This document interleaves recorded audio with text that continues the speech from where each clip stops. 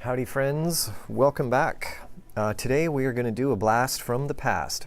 This logic board, touch disease that I did about a year ago according to the customer, and we are going to take a good look at this because he said that he is getting the lines back and having some intermittent touch problems.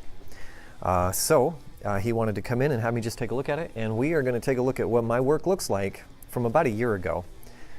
So here we go. Let's open this shield and see what our chips look like.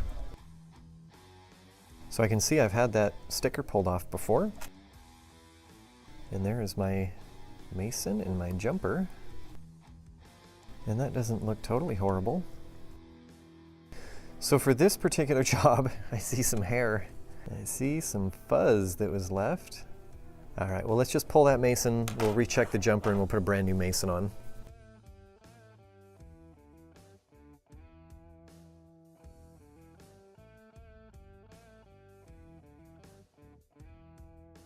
That came off good.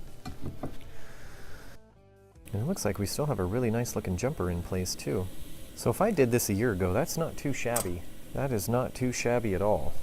I'm sure Rodney would have something terrible to say about it. There goes my jumper. And my pad's gone too. Okay. Get all that gummy, nasty flux out of there.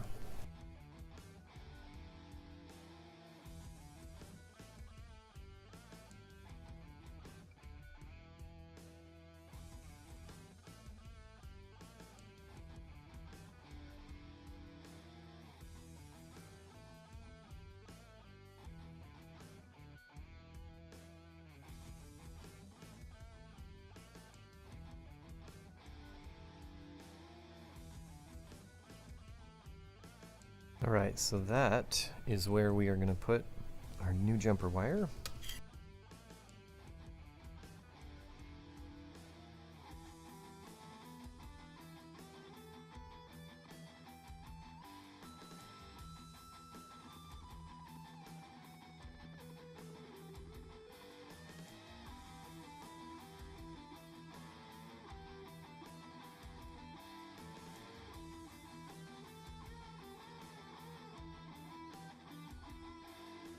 Make sure we got a good connection here, which we do, soldered on real good. And we got the tail of that guy going right into his new happy home.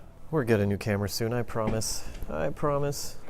Tiny little dab of coating and off to the UV light. All right, so we have our brand new mason. And we have all that cleaned up. Let's get some more of that hair out of there. Nobody likes hair. All right, so put that guy there.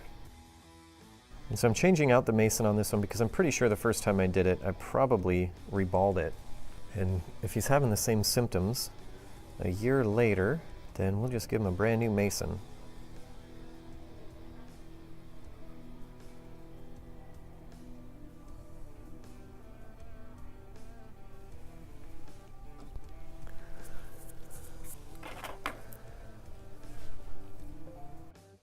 Okay, let's put her down.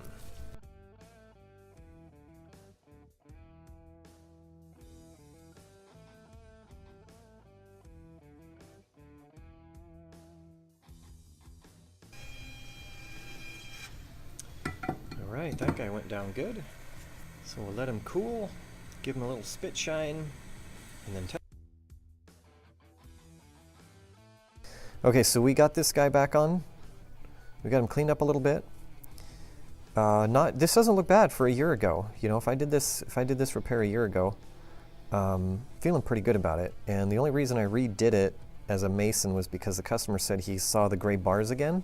I did not personally see them in a few minutes of testing, but I did see this interesting two vertical bars, two vertical lines, like single pixel width, all the way down would kind of flicker sometimes. So there's a possibility that we're going to be putting a new screen on this as well. But let's test it and see if touch is still good, and then we'll go from there.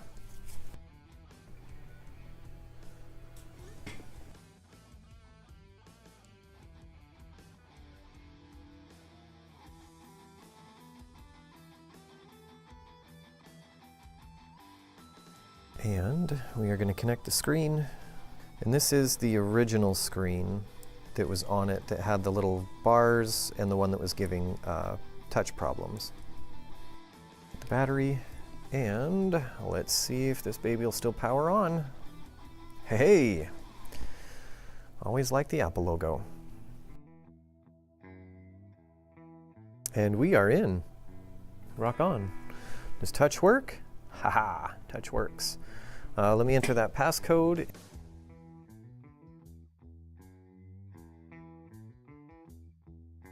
So this was kind of jumpy, I noticed, like sliding it around. And this is actually really smooth now. Like I notice a definite difference in the smoothness of the touch on this phone. Now this is an OEM screen. And like I say, there's a possibility of, issues with the screen. But I kind of think I don't want to do a screen. This looks really good. Nothing's dropping. It's not laggy, it's not jittery. It's nice and smooth, it looks beautiful. So I think we got a win. Not sure why that failed. I guess that could have been the chip, but maybe not. But that is one of the rare touch disease that have ever come back to me. I started doing touch disease after the M1 jumper solution was figured out, and so I really never had these come back, never did warranties on these. I benefited from everybody else who took the time to figure it out, so thank you guys for the please bro on that. But it is kind of neat going back in time a year ago, and I'm pretty happy with what that looks like. I mean, my jumper was good. I was using the solder mask. The chip looked like it was sitting good, and it obviously worked for the last year, but it started failing, so we just changed out the chip. We're going to throw this one in our little pile of recyclable chips. Not recyclable chips, but my little pile that I'm saving all my chips and stuff. I want to see how big I can get it. But there you go. Hey, I hope this helps. This was just a standard touch disease with the M1 jumper. Really fishing for issue because we had issues showing up. So I think we nailed it. And I'm going to post this just for the sake of, if anybody wants to know what a 1-year-old Touch IC looks like, this is it. So thanks for watching. I appreciate all you fine YouTubers that take the time to watch. Thanks for your subscription and your thumbs up, and we'll see you on the next video.